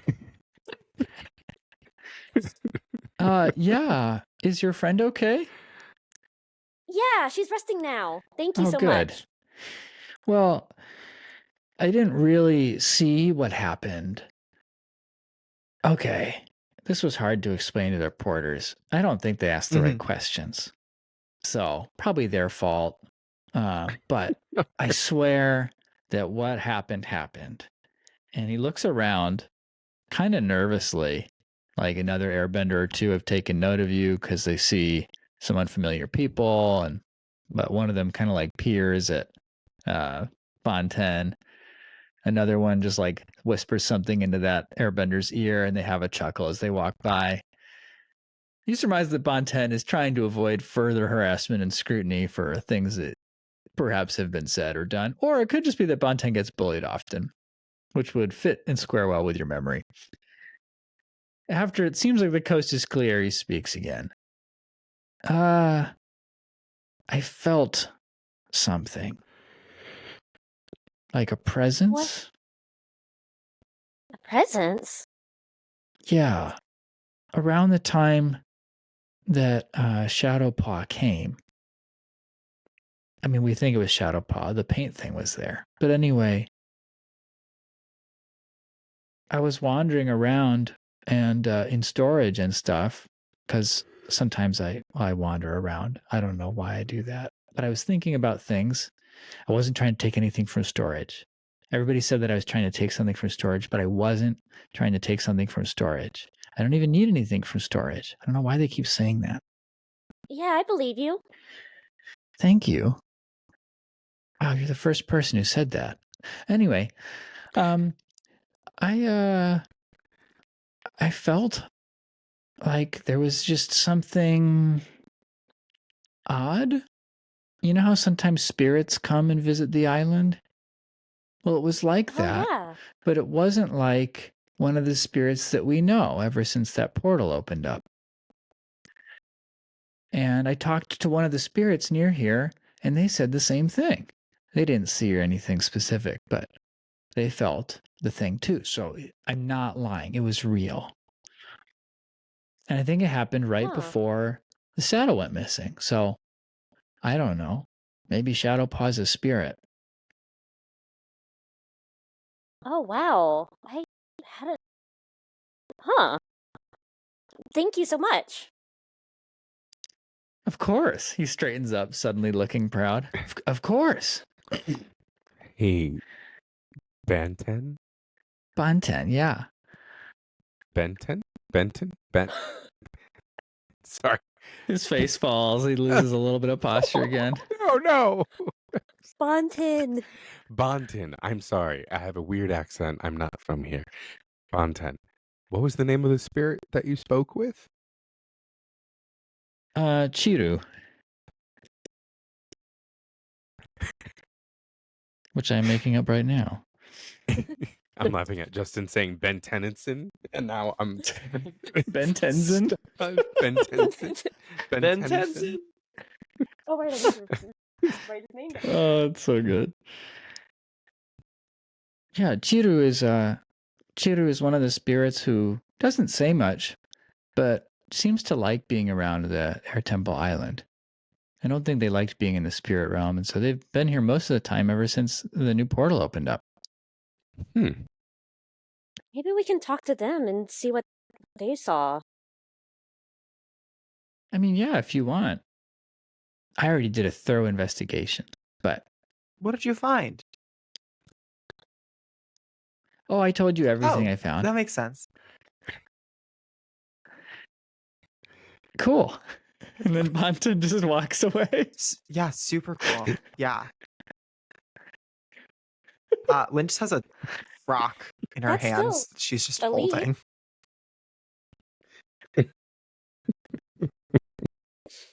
That's still a really good lead, though. I hadn't even thought that Shadow Paw could be a spirit. Or maybe works with a spirit. Maybe Shadow Paw's two different people. One spirit, one person. Maybe Shadow is one and Paw's the You know, other. at least we've got Ooh. good spirits right now. You know, with Jing Min and the infirmary. We should probably go hang out with Jing Min until she recovers. Yeah. Or do you want to go look for we that can probably- spirit? I mean, we can probably rest on one of the beds for now and meditate to talk to the spirit.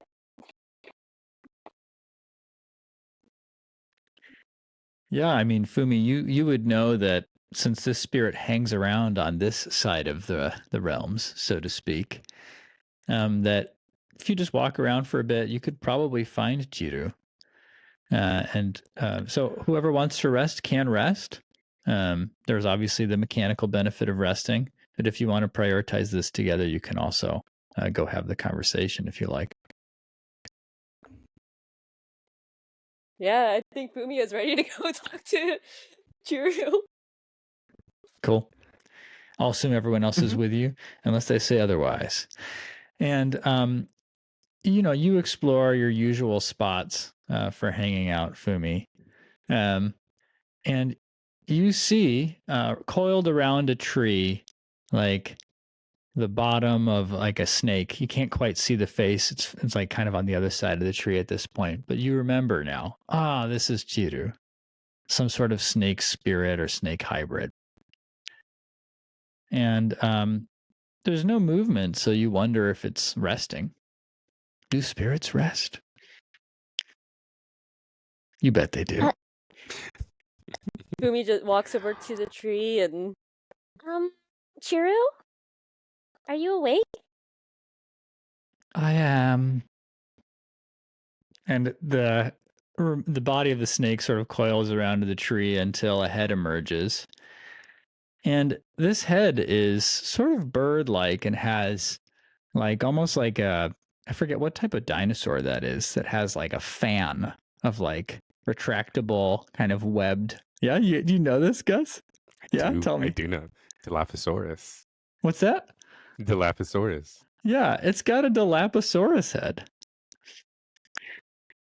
And it's just kind of, rhythmically putting out, fanning out these webbed apparatus and back again. Don't like that. I understand that is something to scare away potential predators. And boy, is it sure working on Lynn, who is really just gripping this rock. Grip that rock. Yeah, Fumi's used to this, so she's just like chill.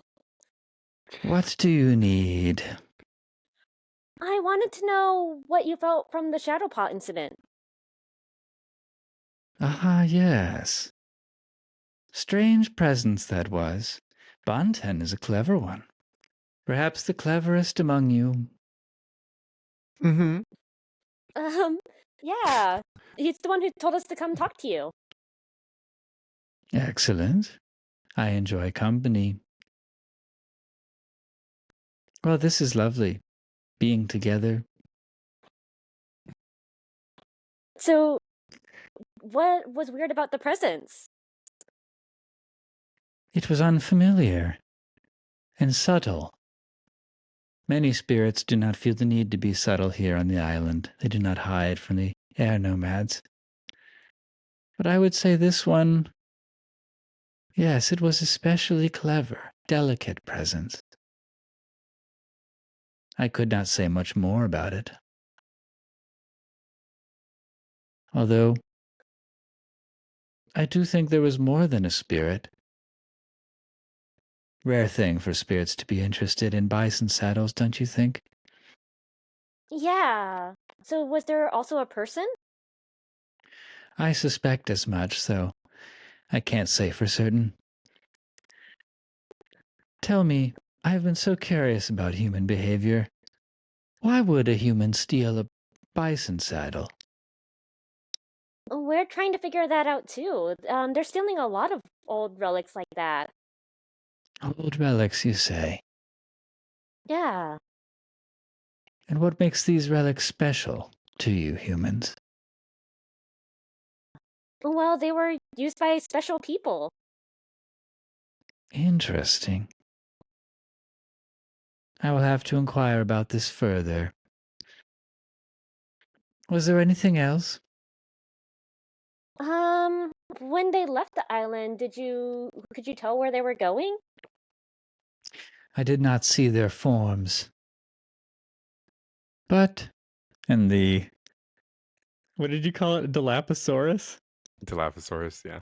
Yeah, the Dilophosaurus head kind of tilts back towards the mainland, right at the bay. I believe the spirit went into the city. Yes. Not quite different from the reverse of the path you just took to this island, if I sense you correctly. Huh. Okay, thank you. That's at least a start.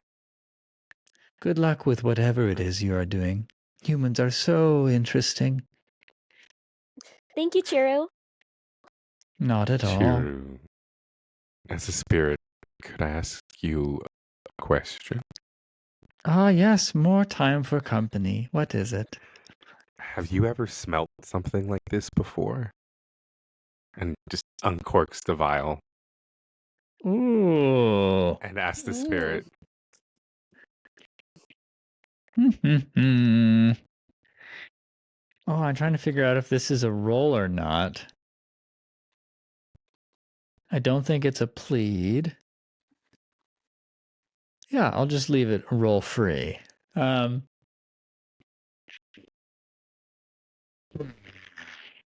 tongue of this thing just like comes in and out really quickly. It's a bit more snake-like than you'd expect based on your vast knowledge of Dilophosaurus.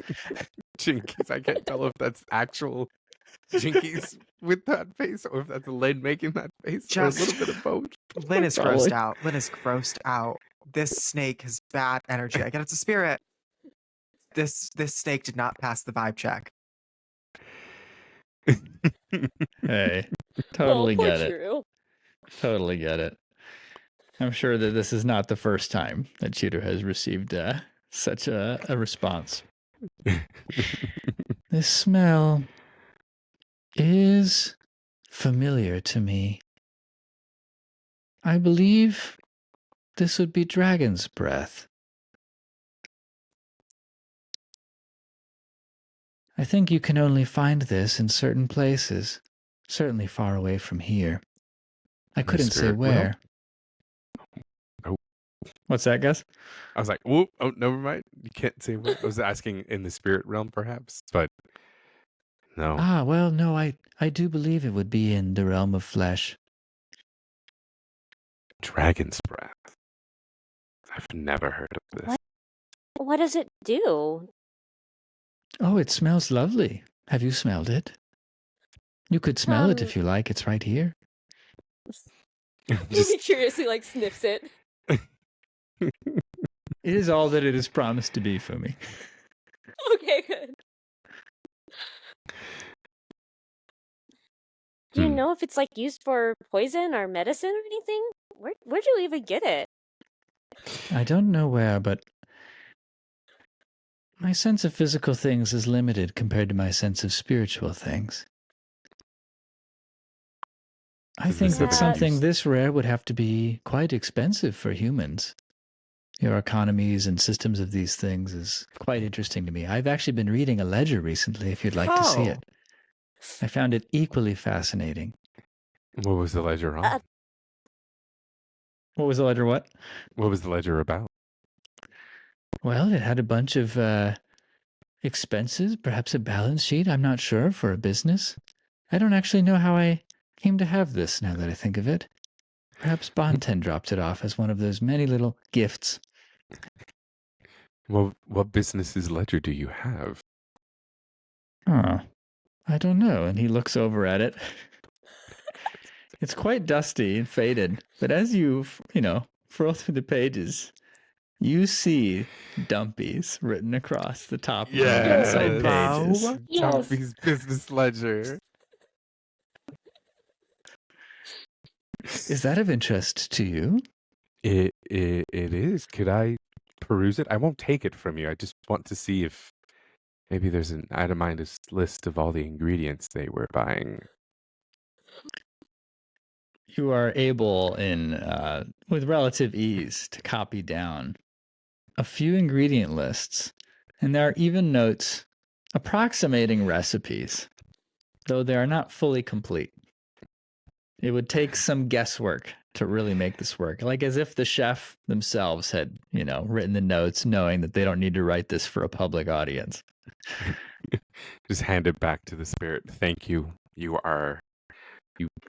don't know how coincidentally you just made a dream of mine almost come true today. This is why I spend time on this island. So much more interesting than the spirit realm. But then I have been there for over 1,000 years. Well, as far as the dragon's breath, the only other thing I would suspect is that, well, perhaps something with so rare a scent could be used in a unique way. But I am unacquainted with olfactory customs of the humans. This is something I have yet to study. Perhaps I will make it my next priority. I think that's a good priority. Until then, enjoy the smell. And he slithers back around to the tree. And we cut. I'm enjoying this character so much. Anyway. Yeah, I like Chiru a lot. Chiru now exists. We're having a great time here at Dustfire Media. Thanks for tuning in. Players, wonderful work tonight. What will happen next on Legends of the New Republic? We will find out next week when Jing Min is restored. Viewers, listeners, you can vote. We'll have 2 phone numbers if Jing Min wakes up or stays in a coma. It is your choice. I'm not gonna spoil anything. Well, all I'm gonna say is, as soon as Jing Min wakes up, oh, she gonna be clearing conditions. We've got a laundry list. Yeah. Which reminds me, if you think that anything you've done would clear a condition, let me know that at the top next week. Like, for example, the antics you did with Perla and Donna. I don't know if you have any relevant conditions. But all right, listeners, appreciate you. See you next time. Bye. Bye. Bye. Bye.